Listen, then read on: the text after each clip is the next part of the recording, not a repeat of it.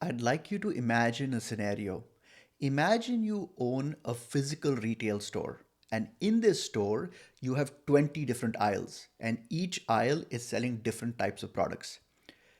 Now, a new customer walks in, someone who has never bought from you before, has never seen your site before. They were driving by, they saw your retail store, it looked very interesting, and so they parked their car, they walked into your retail store, and they're looking for a very specific item.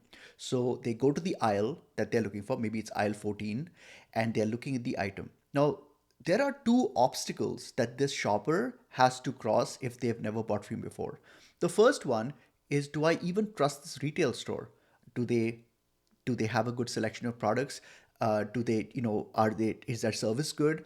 All of those things matter, because if that question is not answered, they cannot buy the product they're looking for because they don't have confidence in the product. So they need to overcome that first obstacle of, do I trust this brand? And once they cross that burden, they have to look at the product and say, hey, do I believe this product is going to solve my problem? Right?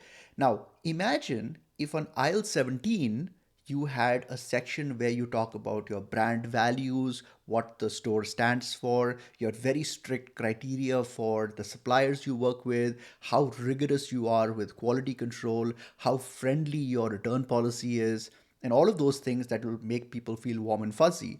Now, if I'm on aisle 14, and if that information is in aisle 17, the the only way I have to get to that information is to walk from aisle 14 to aisle 17, learn that information, then come back to aisle 14, pick up the product I came to the website for or the retail store for, and make a purchase. This is exactly the same analogy that applies to your website.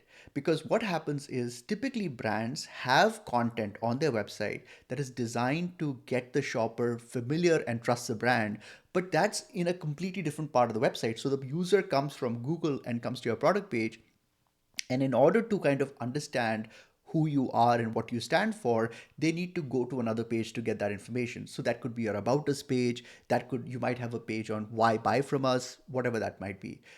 That's exactly the same I mean, and if it's the as absurd as it is in a retail store to walk from aisle 14 to aisle 17 and then walk back to aisle 14, that's the same amount of friction as a shopper, online shopper, would have going from your product page to your about us page and then coming back to your product page and buying your product. So we have a very simple solution for it. We take that content that's on the about us page and we conditionally bring it to the product page. And this is called the why we exist story. If you're interested in learning more about that, that's what this article was made for.